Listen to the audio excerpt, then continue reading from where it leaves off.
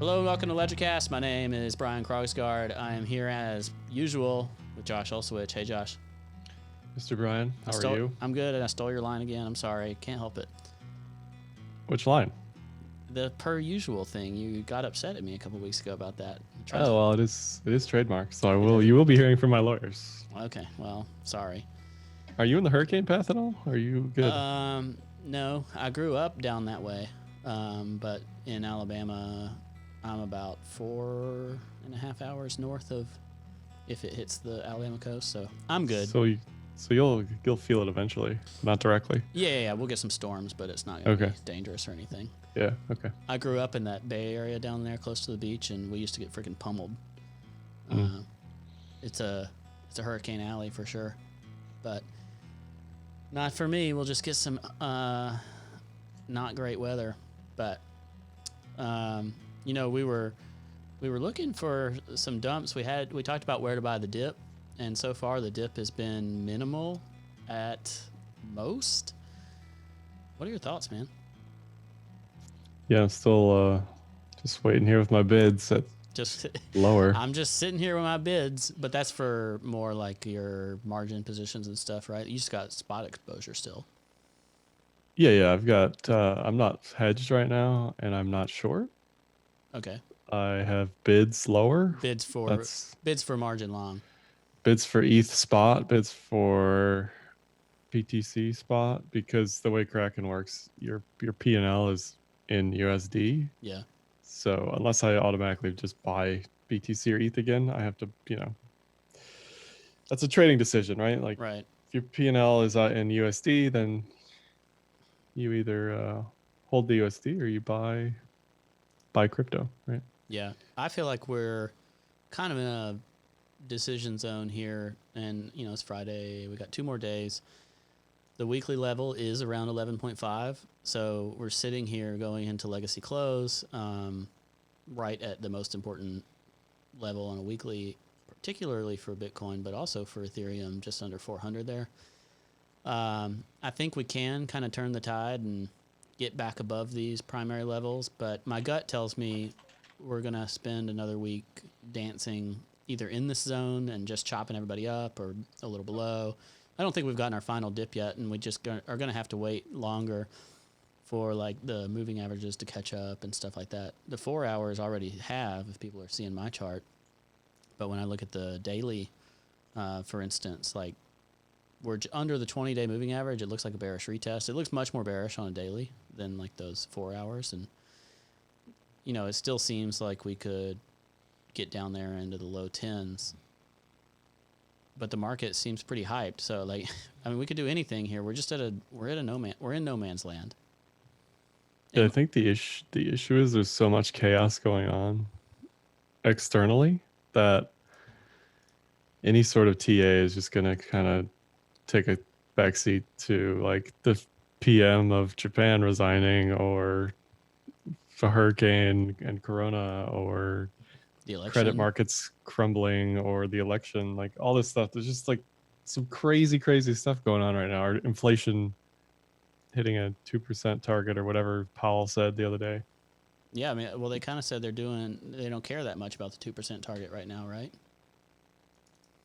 I guess. And like Dixie is crumbling.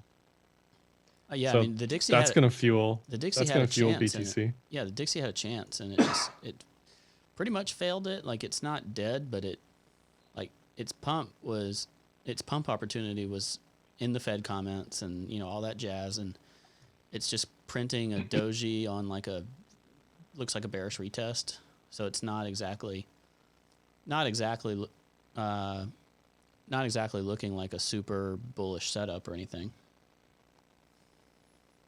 Yeah, no, the Dixie just looks like one of your DeFi shit coins, It looks like the music stopped for the Dixie. Yeah, just that's all. Walking its way down, consolidating before it walks further. Yeah, it just looks dead, man. The dollar looks dead. King dollar has died. It's game over for the dollar. Yeah, it really is. So we got all that stuff going on, and if I'm on my deserted island, I'm still just looking at the chart, saying whatever to everything else. I mean, I still am. Like, I'm still playing that short or that head and shoulders the same way. I got to pull that up. Where is that? Yeah, on the Bitcoin one.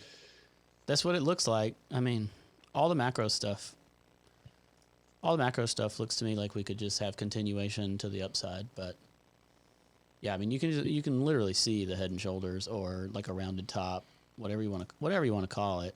So it's hard to be super bearish crypto right now and all that's Right. going on, but at the same time I'm looking at the chart and I'm saying, okay, this is definitely primed for a retrace. 100%. Whether or not it happens, I don't know. If we can get above 411, whatever that previous high is, on ETH, then we're probably good for more up. Because at this point, how many days has this been? Let me just measure this real quick. Okay, so this is 24 days. Anything over 20 days is usually fair game. So if this is more than 20 days consolidation and it breaks up instead of down, that should be a massive bullish continuation. Yeah, that's your. I mean, really, it's more like 30 plus. I mean, basically a month since we made the impulse candle up to 11K, right? Yeah, it's been over 20 days, so it's yeah. The volume profile looks great. Like all this stuff looks very good, almost like it did for BTC in Q2 2019. You know, less good is that Vinny is calling for a move above 15K before further consolidation. Who's Vinny? Vinny Lingham? Vinny Lingham. Is that guy still a person? The king of Civic. He tweeted the other day. It really is surprised. He tweeted and he was like, 10K is very strong support and it looks like we're pushing to 15K. And I was just like, oh no, that's like my exact thoughts. It can't be good. This can't be good. We're going to 8K. Didn't Civic collapse this week? We'll look at it in a second, but this is the if you pop onto my screen real quick, this is the head and shoulders I'm referring to in 2019. Yeah. And people are always trolling me about I just see head and shoulders. Your Kraken view. That's what we're supposed to be on, right? Kraken. Oh no, my bad. You don't even have it pulled up. I'm sharing the wrong screen. You are. Good thing I'm not logged into Kraken. I'll switch over to mine while you figure that out. But yeah, I mean, the high time frame just kind of looks like a little rounded thingy. The mid time frames look a little bit head and shouldersy to me. I don't know. Like this has broken a lot of patterns. It's just chilling for me right now. Let me know once you should be good to go with my screen there. Wait, no, it's still the wrong one. Why? I've selected the other one. I don't know, man. Short zoom. Short zoom. You got a short zoom, which is how you're how to lose money right now. Okay, should be good. Okay. Yeah, there we go. Yeah, so we had this head and shoulders, and everyone's like, it's continuation, blah blah blah blah blah. I'm like, no, it's head and shoulders, and this was 24 days plus. If the volume profile is descending, this was when we had like the Bitstamp hack, the chain reorg thing on Binance. It wasn't a Bitstamp hack. It was a Bitstamp maybe manipulation. Yeah, you're correct in that statement. But anyway, our friends at Bitstamp would be upset. Yes, they were never hacked. I retract that statement. I apologize. Deeply apologize. Deeply apologize to anyone I've hurt with that statement. But this isn't a perfect head and shoulders, but this looks less like a head and shoulders than the one it does now, certainly, but very similar situation.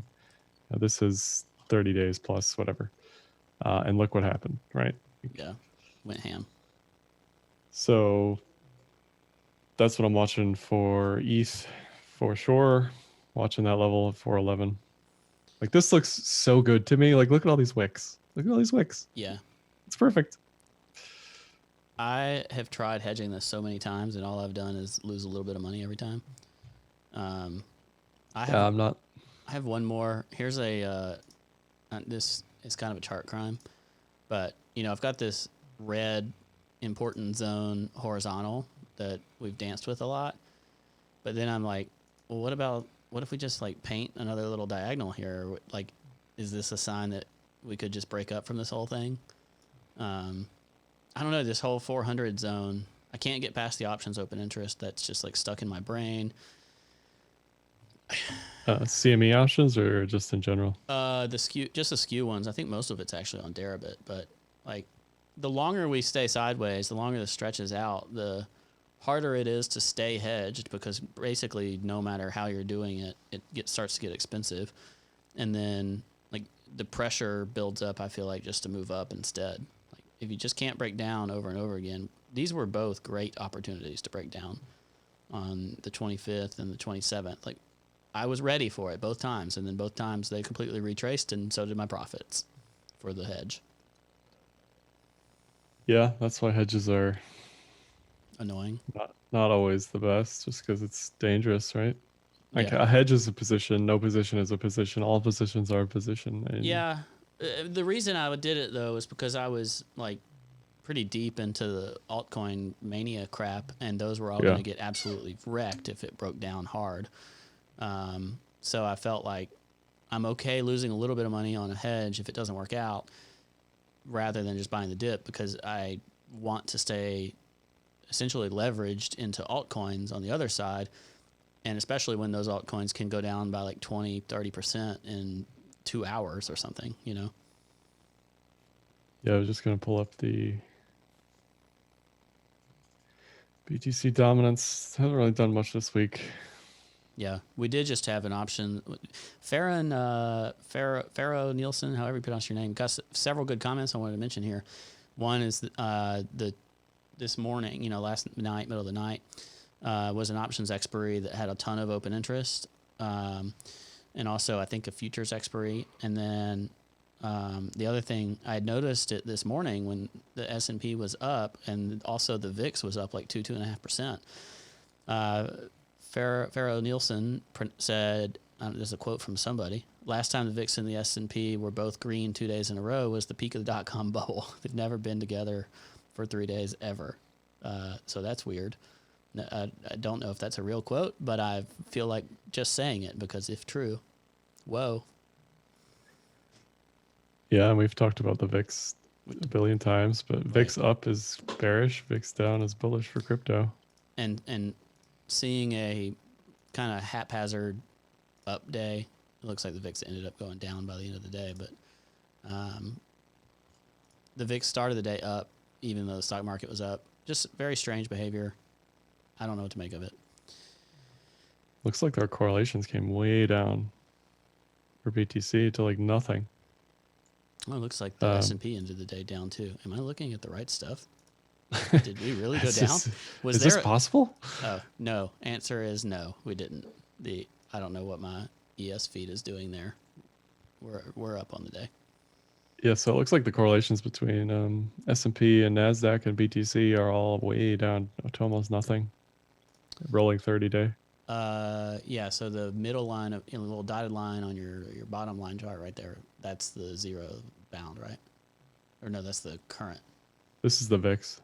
Oh, that's the VIX. Where's the These are the correlations here. Let me just add a line to this and you can see it. Oh, I got you. There's our zero line. The zero line is, yeah. So with the NASDAQ, it's basically zero. And with S&P, it's like 10-20%. But that's because they're both going up and BTC isn't, Right. Correlation's down because one's consolidating while another one just stair steps its way up. Yeah. I'm not sure what to make of that, if anything. Yeah, and the VIX. Yeah. I don't know, man. Just a whole lot of weirdness going on right now. But yeah, the CME still has massive open interest for the next contract. It's got relatively big open interest that needs to roll over today or close. Yeah. So and we had that date, August 28th. That's today. So yeah. So the CME must be closing this afternoon. Deribit closed in the morning for the options, and CME's closing, I guess, with the end of the day. So yeah, volatility on the way. Sounds like. You'd think, like I expect everything to just roll over, right?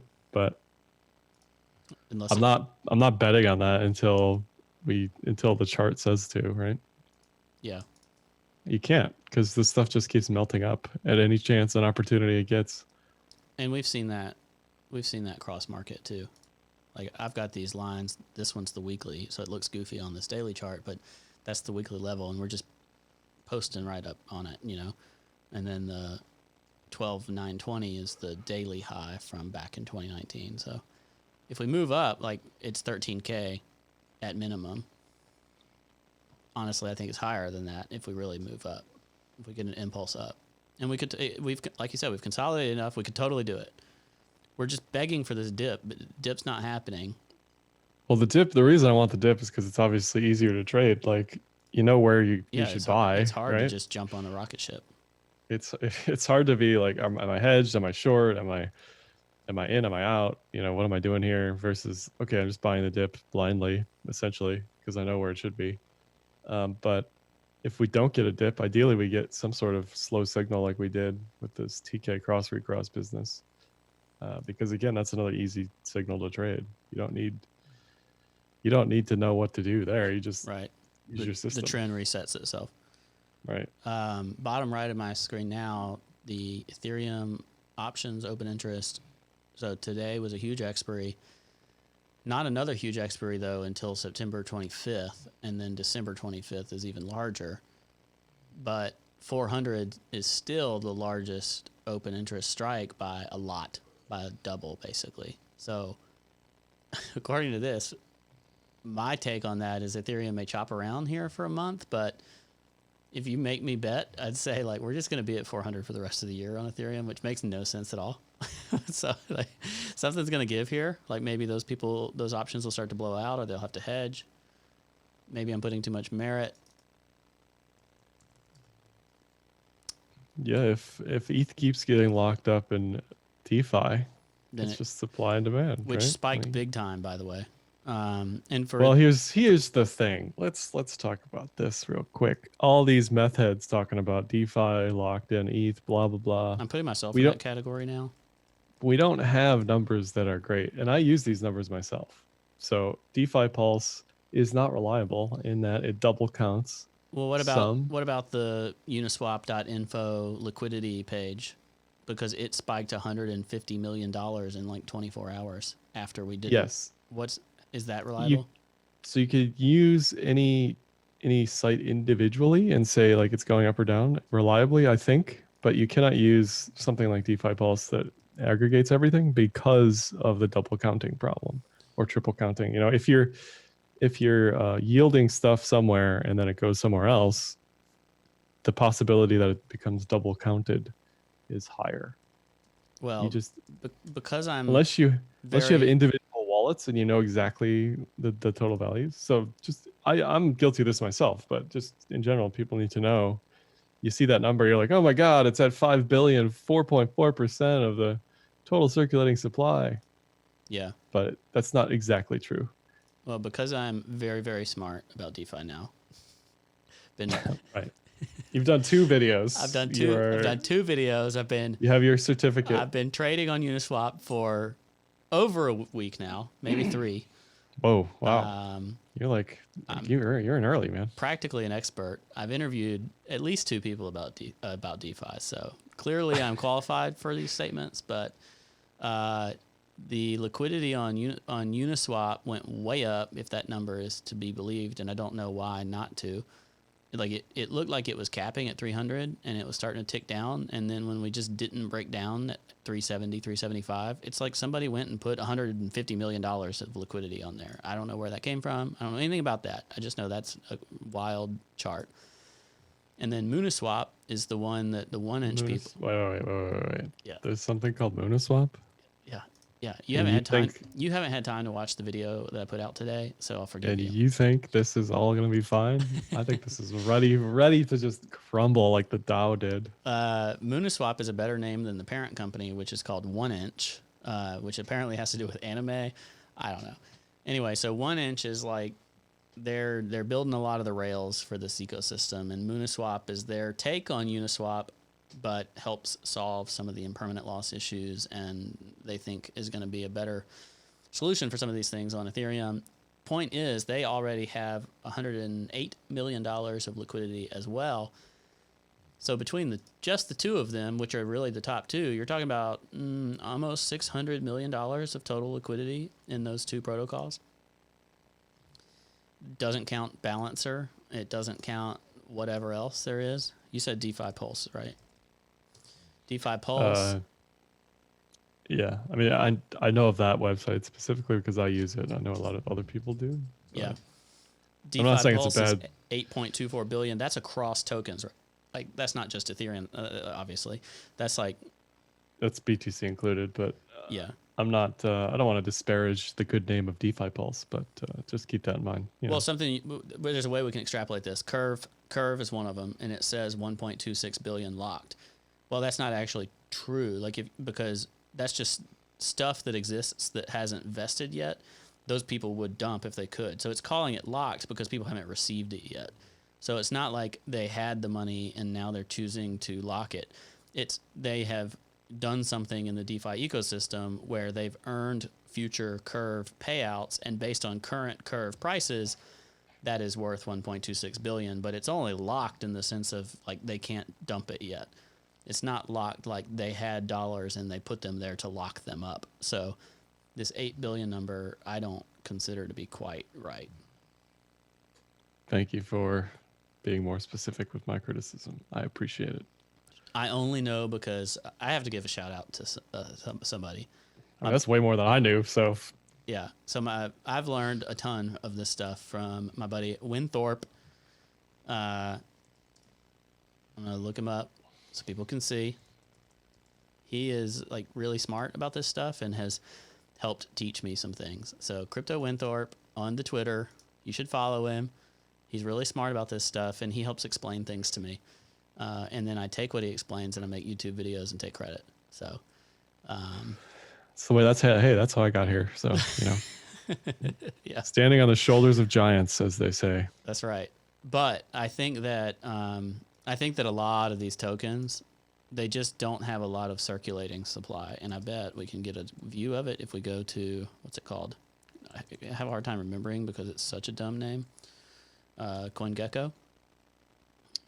That's not a dumb name. That's a great name. How is that a great name? I think that's a great name. Okay, whatever you say. What's wrong with CoinGecko, man?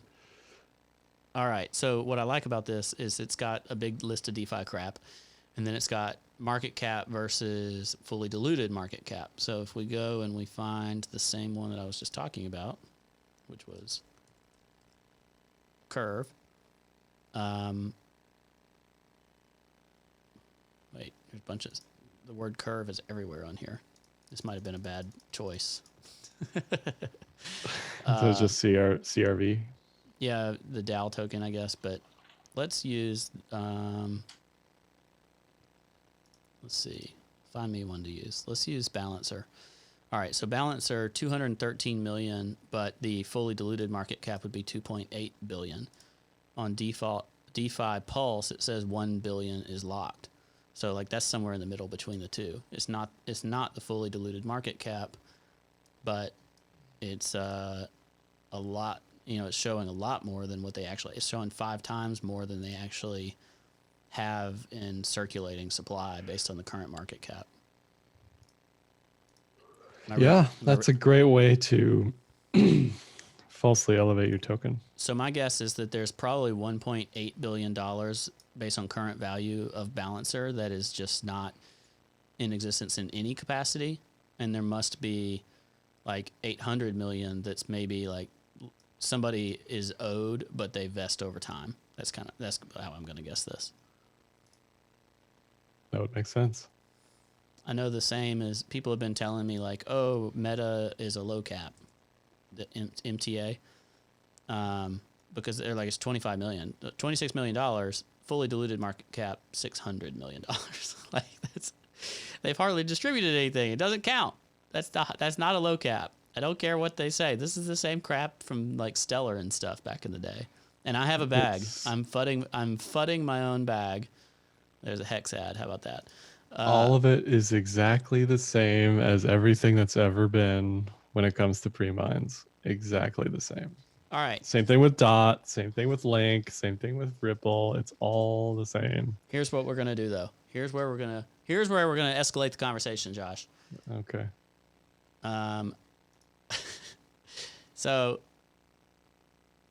the decentralized exchange versus the centralized exchange.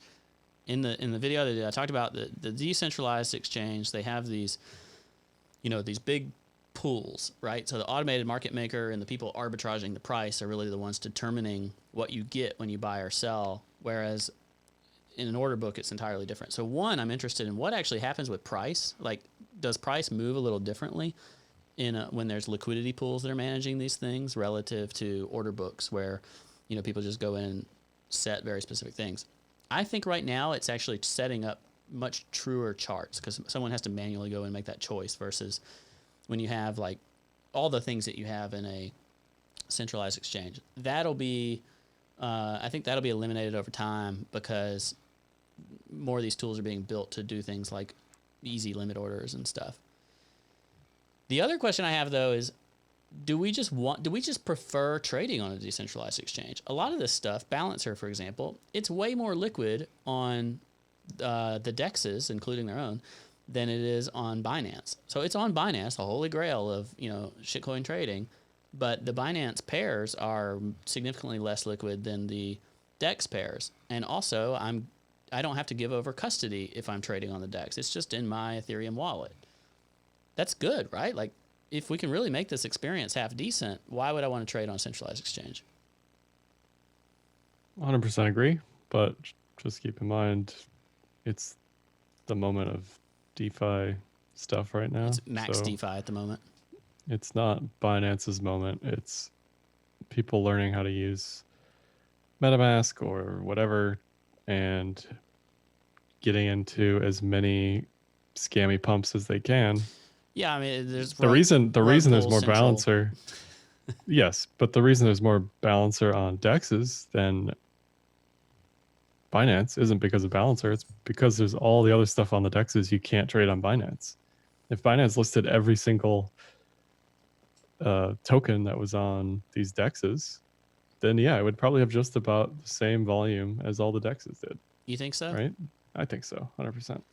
And well, not only does it have to list the tokens, it has to make it just as easy for the people to trade there.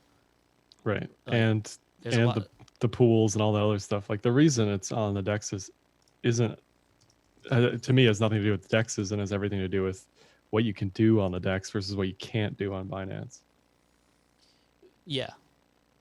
There's more and more interesting tools are being built, though, to do the things that you can do on centralized exchanges. And centralized exchanges, of course, they have custody, but you also have to KYC. They have limits. They don't list everything, blah, blah, blah. People are building that stuff into some of these decentralized exchanges, and I think it might be the moment. We've talked about it since 2017. I think there's an opportunity for it to be the moment. The big thing I see missing is right now, I don't think anything exists outside of Ethereum. So if you're not a ERC20 token, then you're screwed.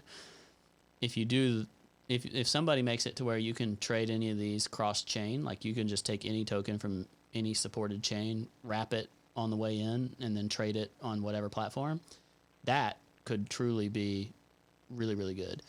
And in addition to that, this is all just spot, but I'm seeing every day like new announcements of doing margin trading, no KYC, non-custodial, fully tokenized up to 4x, and then doing, people introducing like a perp swap version of that, or doing or even doing options on chain.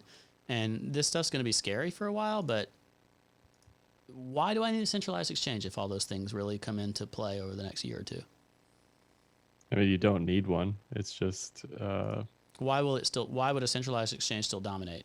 Well, these are the issues. You've got fees, liquidity, front running, and just general education. The general education is getting better and better just because it's so there's so much FOMO here. People are going out of their way to learn about this stuff, which tells you the power of the scam pumps right now. Like the scam pumps are so strong.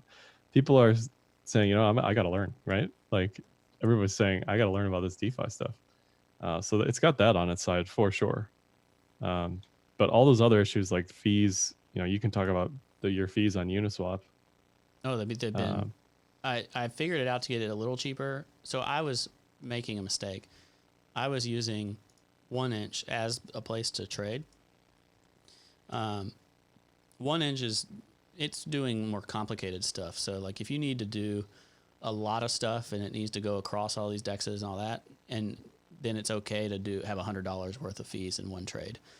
If you go direct through the Uniswap interfaces or whatever, then your typical fee, it's going to be like $8, something like that. It depends on the time, but even when the fees like super spiked the other day, maybe it was like 12 or 15 or something per trade.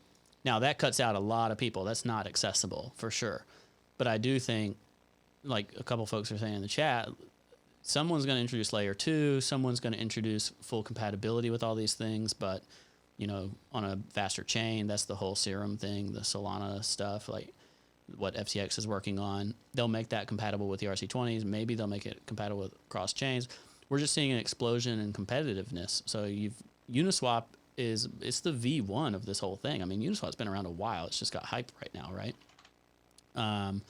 But there's all the new ones, all the innovations coming where they're trying to work on impermanent loss issues. They're working on, not getting penalized in the pools as much. They're working on better rewards for people to provide liquidity. They're working on doing imbalanced pools instead of having to have 50-50 pools. They're working on, faster transactions or putting it on a faster chain or, atomic swaps across multiple types of tokens. I mean, that's why Ren mooned so hard as people brought Bitcoin onto the Ethereum chain. This stuff's happening really fast. We're obviously late in talking about it. People were hyping this a year ago, but it wasn't visible, and now it's visible. Like I'm seeing it when I trade. And I think the evolution is going to keep happening really, really quickly. And I think several centralized exchanges are going to find themselves on their back foot. I agree that they're going to be forced to innovate, but I disagree that the centralized exchange experience is going to be on the DEX anytime soon. And at the end of the day, the big thing is the real money, the institutional money, cannot trade on these platforms without proper regulatory stuff. So until that happens, like that's going to be the holy grail. And it's already there. Making. Like market making is completely different on this. The whole regulatory side of it is already there. It's just most of the retail liquidity is going to be on these non-KYC DEXes. Because that's how Americans can participate, really, right? Yeah. You and I think, are both convinced Americans are still a huge part of the market, but all the exchanges just act like it's no part of the market because they want to have a blind eye so Americans can get around it, basically. Yep. They want to pretend nobody uses a VPN. They want to pretend that we don't need geolocations and all this other stuff. Don't worry, all our customers are in Asia. They have a lot of customers in Asia, sure, but not all their, most of their customers. We've seen it. Look at BitMEX volumes over time. The more people get into locking this stuff down, they lose their customers, and they're not losing customers where they're not getting regulated out of the market. They're losing customers where they're having to regulate out of the market. They're losing Americans. And I think this is a huge boon for Americans that are trying to do this. The question is, will the regulatory hammer come down, and how will it come down? I mean, it's going to come down eventually. It might be 2 years from now, but it's going to come down in some way. I don't know what they could even do, but because it's all decentralized, right? Yeah. So I don't know. They can shut down the websites if they're controlled by Americans. Yeah, that'd be one way to do it. But you'll have 10 pop up, as long as it's a protocol. Code is hard to kill, man. It's maybe I wonder if it would result in real change. So I guess my overarching statement is, don't think it's a new paradigm, and think of it more of it as just path of least resistance for people to gamble. Yeah. Because that's to me right now, that's what it really, don't get me wrong. I would love to trade on a DEX all day long. I would love it.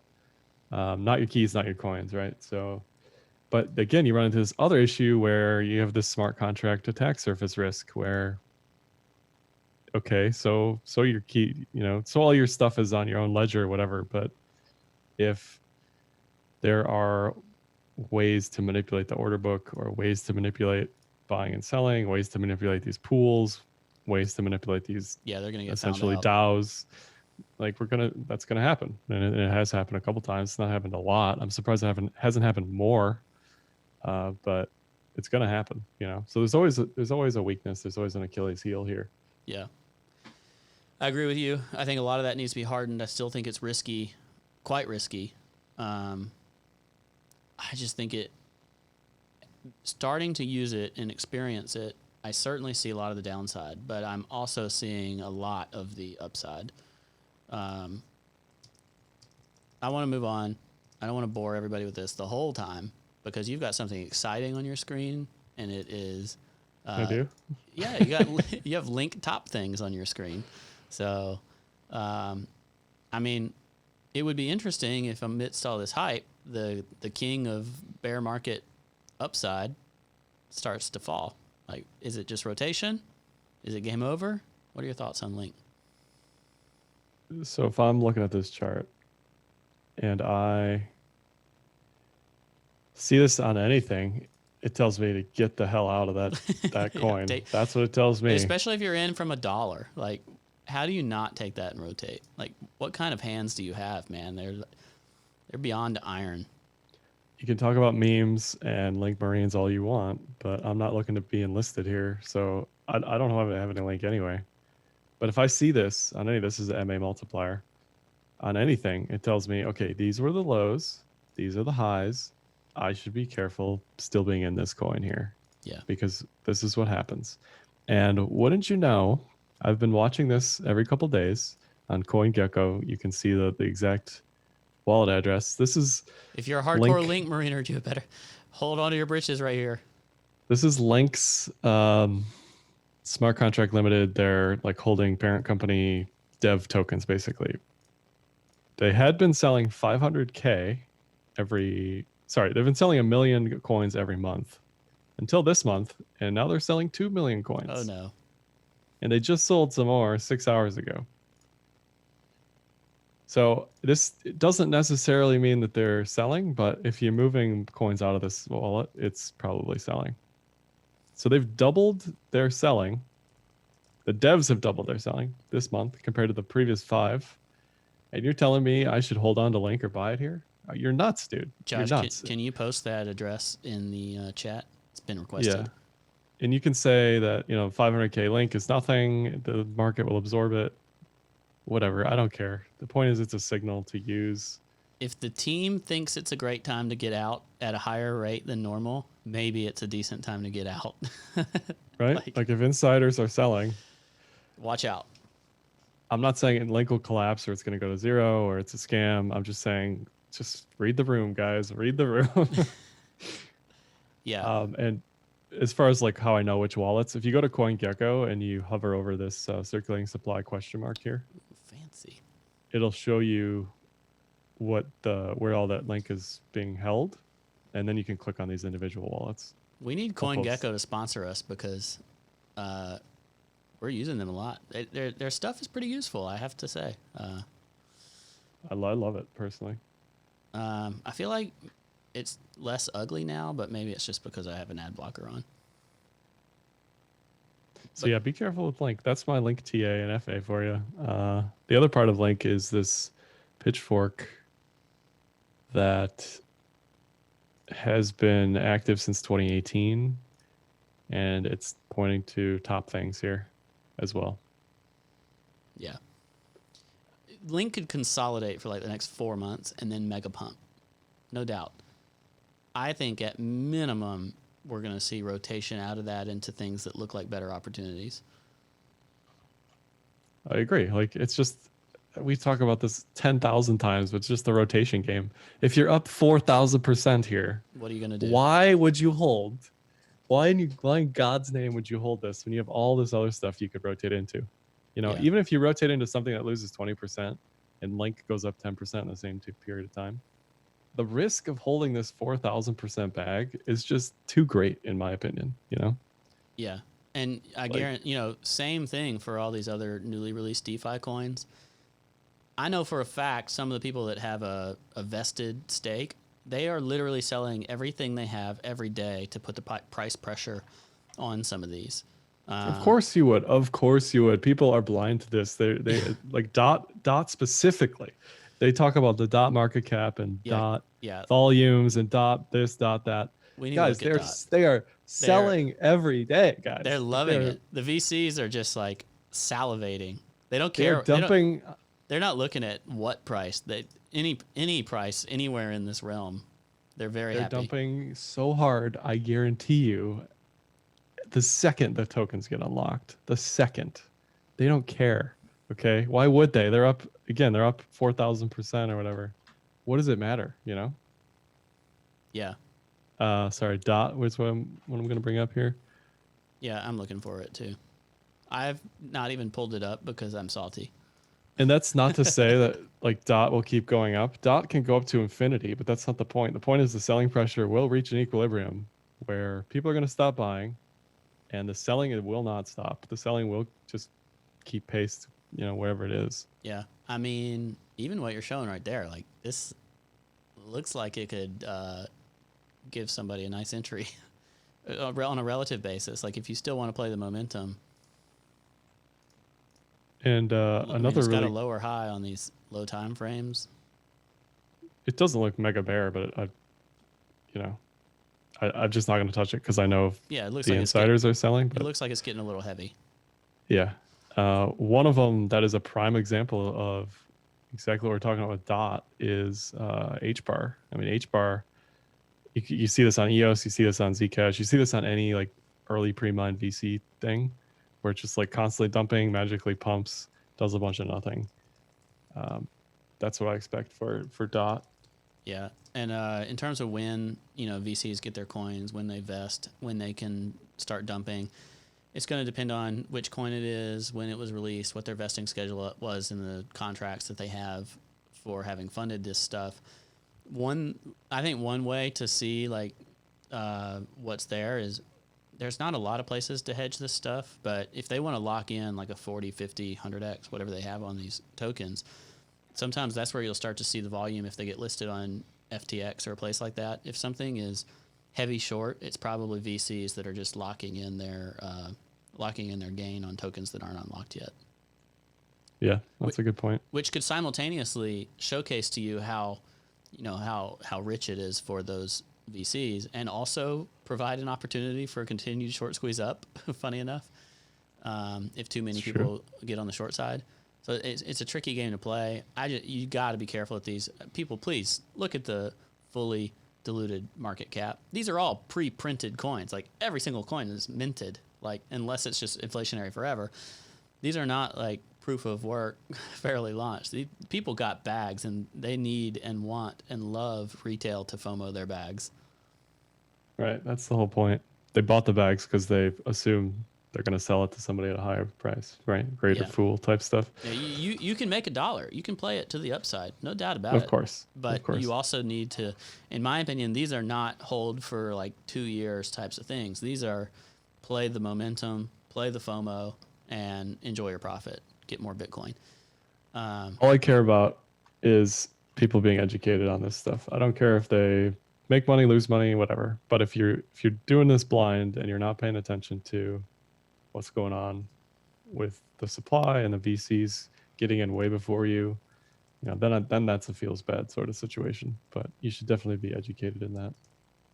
Yeah, we got a question about Doge, and I've been thinking about this too. Like, was that just the tiniest Doge pump ever? Like, is that what we're reduced to? Is these?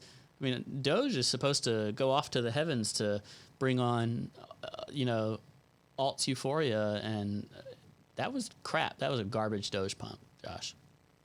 I agree. I mean, I expected much higher, but the inflation against supply it could just be too great. That I mean, it doesn't matter. This was how many? 1, 2, 3.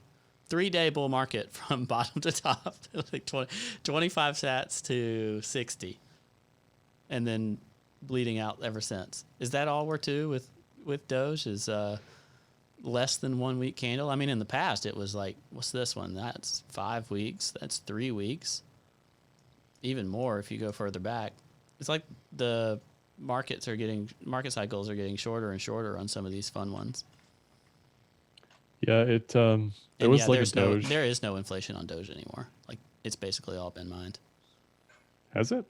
Pretty much, yeah. I think it's Are you sure? nearly a fee-driven market now. I'm just going Are you with sure? it. I'm going with it. Okay. 1 second, I'll be right back. Sure. While Josh does that, I think some of the plays that are interesting to me, like if you're just looking for the trade setup, like I've started to see some of the, like something becomes quickly unsexy or whatever, and you kind of can play the rebound trade. So like comp versus Bitcoin, literally got listed on Coinbase and dump. That's it, all your early investors, people bleeding it out. But at a certain point, it starts to base and it gets another move, starts to base and has an opportunity for another move because they need to move it up so that they can start redistributing again. And I think some of those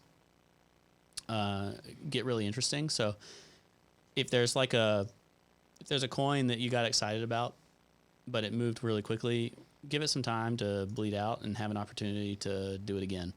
And see if you can look for some swing trades in that. That's not like invest forever stuff. It's just the kind of trade where I feel like there's some opportunities. And then the other one that I've been noticing is even like DOT, I guess is an example of this. Like it lists way above from a multiple perspective that you would expect. In a bear market, I'm not looking at these hourly charts and stuff, but in a daggone bull market, I'm watching pretty low time frame charts on some of these. So this is a 4 hour, but like when I was looking at Serum, thing listed super profitably for all those early people, and then it just started to do this kind of drip consolidation. And when you see it start to base and make some kind of lower high, even on these low time frames, that's often a signal where you can start to look for an opportunity for a swing trade up.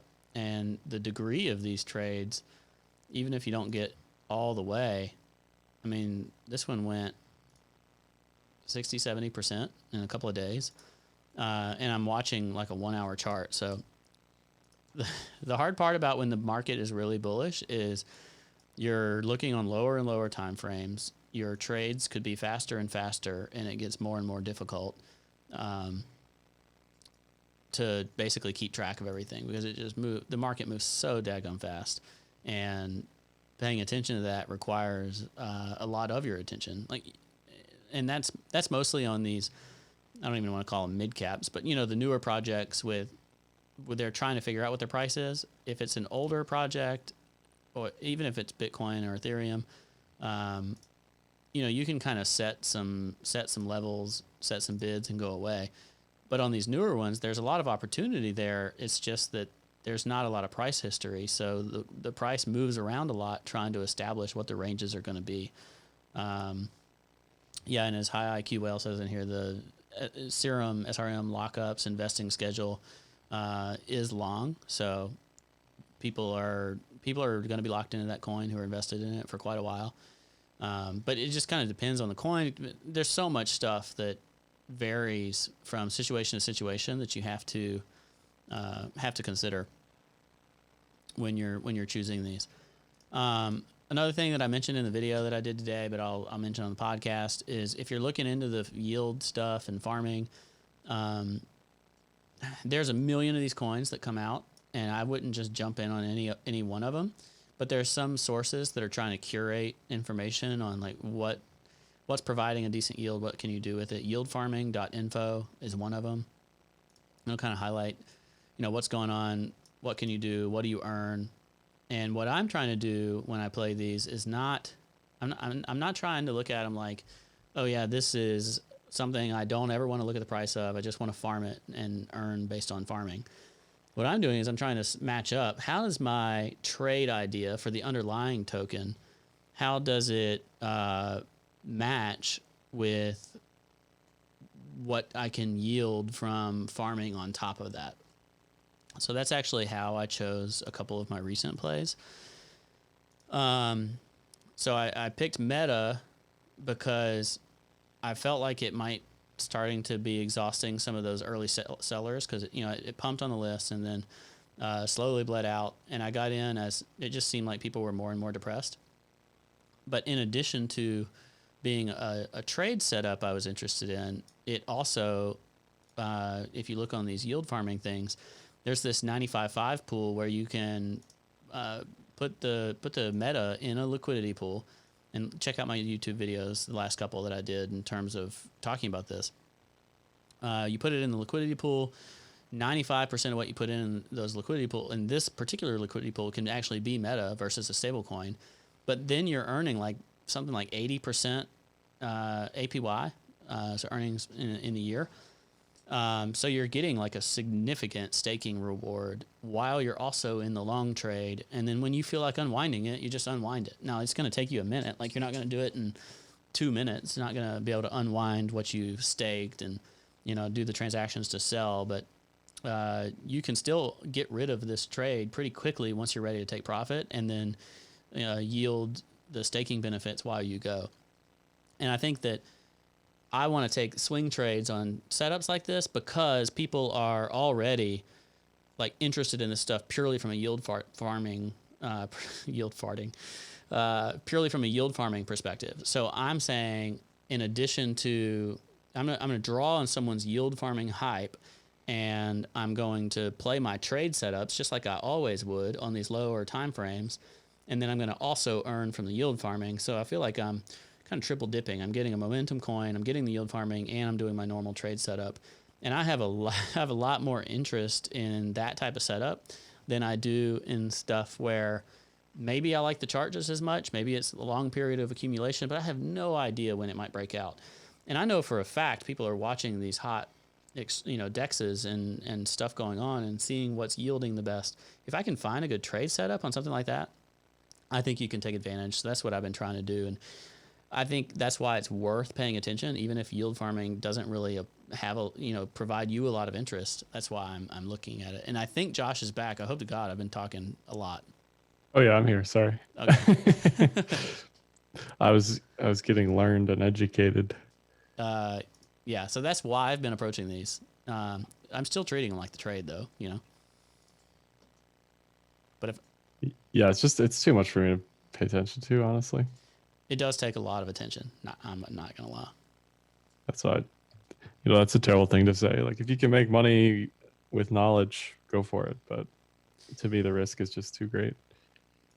Yeah, my thing is just the percentage of the moves is the type that we have not seen in a long time. If I'm on an hourly chart and charting like 30% moves and, under 24 candles, you're talking 20, 30, 40, 50% moves in a day on stuff that's liquid, not giant cap, and has tons of hype. That's a gold mine for somebody that's willing to spend the time doing it. Yeah, I agree. It's lucrative. I'm not going to disagree with you there. What else do you have on your mind, Josh? I don't know. Did ADA article. ADA looks like hot garbage. If anybody's looked at that since all the staking. The mainnet hype is gone.